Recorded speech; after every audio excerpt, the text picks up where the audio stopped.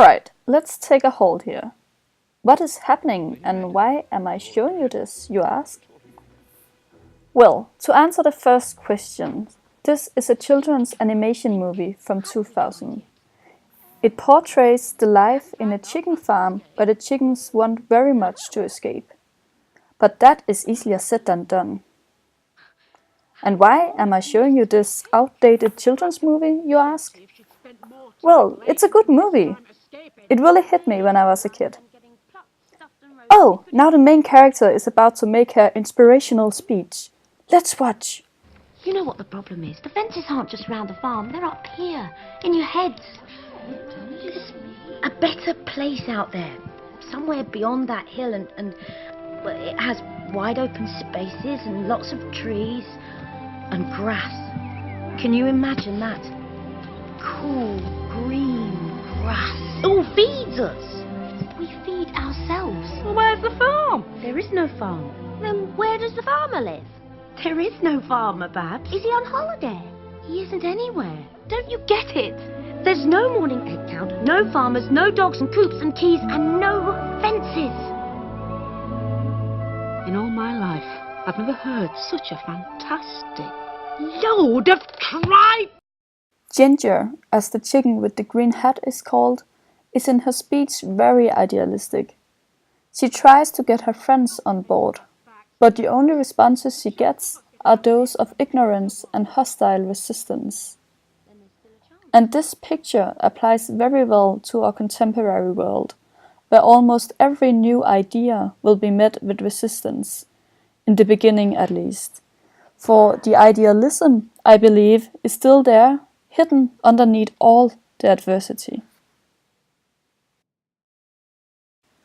To eat or to not eat animals is a big question, and it can be answered in a lot of different ways. I'm examining the rhetorics of some of those answers in this video. And one of the things that makes this movie, Chicken Run, fruitful for this investigation is its simple rhetorics. It's clear who the bad guys are and who the good guys are. The farmers are portrayed like true, unnuanced evil. About to change. This will take Tweedy's farm out of the dark ages and into full-scale automated production. Militia Tweedy will be poor no longer. I'll put it together then, shall I?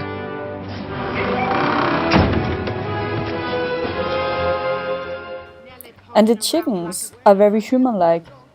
They wear scarves, necklaces, hats, and they act like humans. This clear distinction between good and evil makes it easy for the viewers, the children, the parents, and me, to pick a team. That of the chickens, of course. The chickens that look like humans, like ourselves.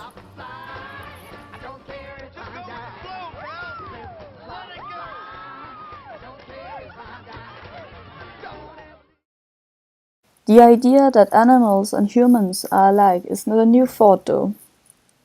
The ancient Greek philosopher Pythagoras spoke about vegetarianism, and some of his thoughts are included in Ovid's work Metamorphoses.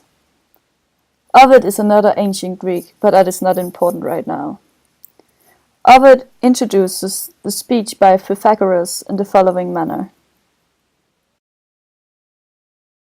He was the first to ban the serving of animal food at our tables, first to express himself in such words as these. Wise words, indeed, but powerless to convince his hearers. The fact that Pythagoras was powerless to convince his hearers recalls Ginger's failed attempt at getting her friends to escape from the chicken farm with her. But Pythagoras lived way before the year 0, so ignorance towards idealism and new ideas apparently is not a new concept. Well, now let's take a look at why Pythagoras wants to ban the serving of animals as food. The earth affords a lavish supply of riches, of innocent foods, and offers you banquets that involve no bloodshed or slaughter.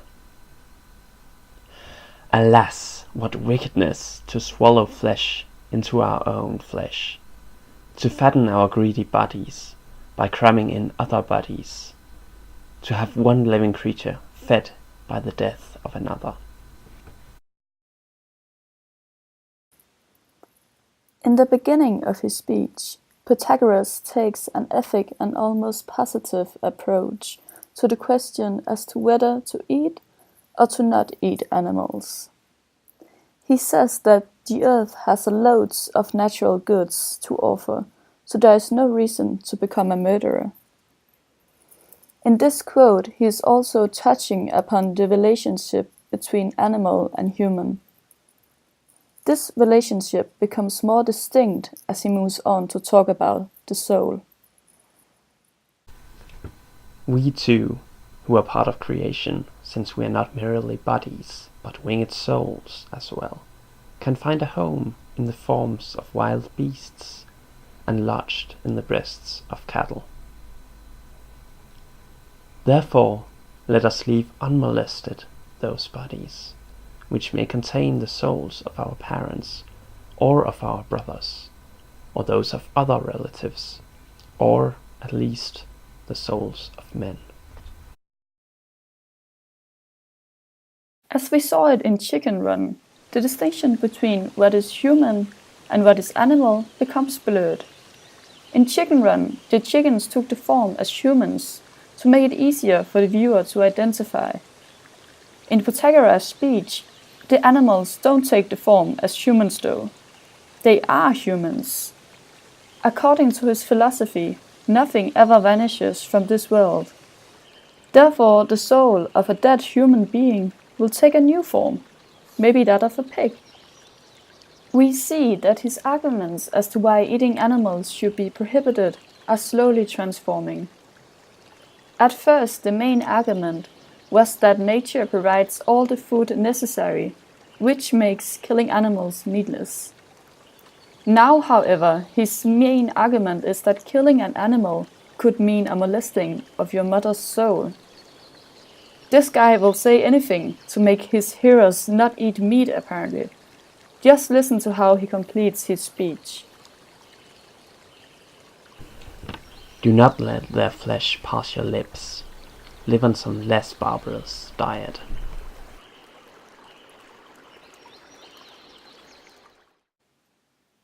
There's no room for interpretation in this final sentence. His language is clear and his goal too. He wants his listener to not eat animals. Alright, let's move up a few thousand years to our present age. To eat or to not eat animals is still a very well-disputed topic. Actually, in 2009, a book was published entitled Eating Animals. This book was written by the famous American author Jonathan Safran Foer. The non-fiction book describes the author's experiences with livestock farms, environmental issues, and his own personal stories about eating meat. In the book, he is confronting some of the biggest companies responsible for immoral raisings of livestock and the following consequences for the environment. In an interview from 2011, he expresses his surprise that none of these companies responded to his book.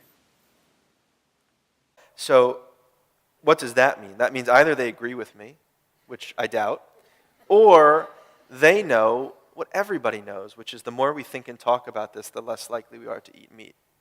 It only happens in one direction. The more you know about it, the less you want to eat it. It is a practice that entirely depends on ignorance or forgetfulness or silence.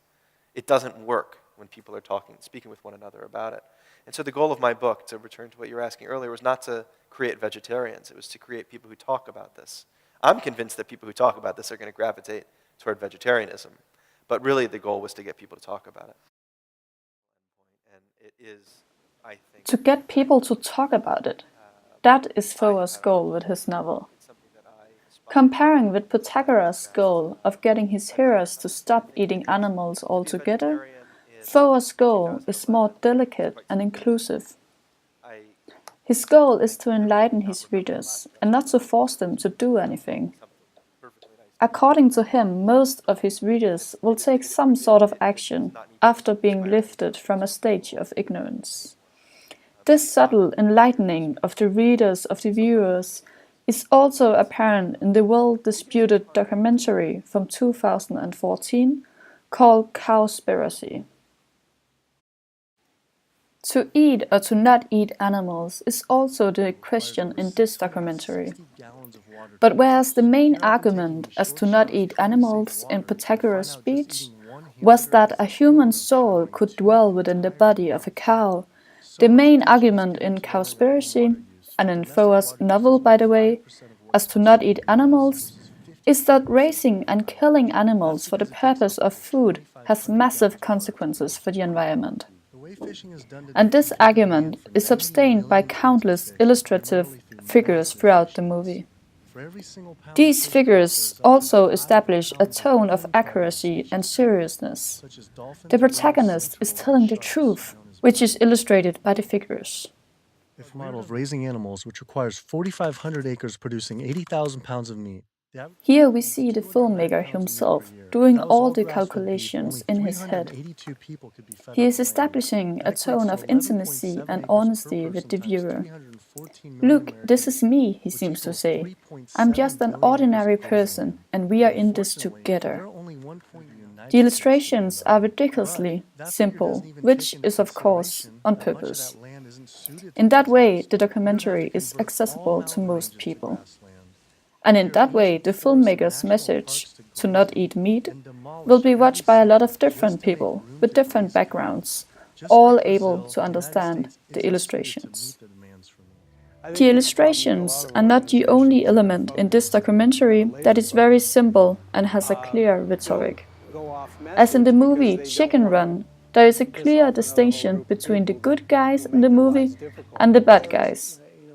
And throughout the movie, an us-them discourse is established. The us part of this interchangeable relationship is made of the food activists interviewed by the protagonist, the good guys.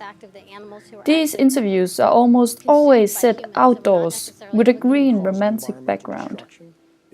This distinguishes them from interviews of the bad guys, companies, big organizations who accordingly to our protagonist don't perceive the raising of livestock as something important.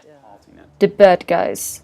It's the them part of the us-them discourse. These interviews are almost always set indoors, in dull offices.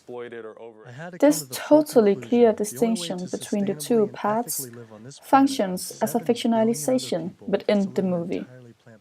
For instance, take a look at this overly romantic solution to all of our problems. I was afraid of what it'd mean to change, but now I embrace it.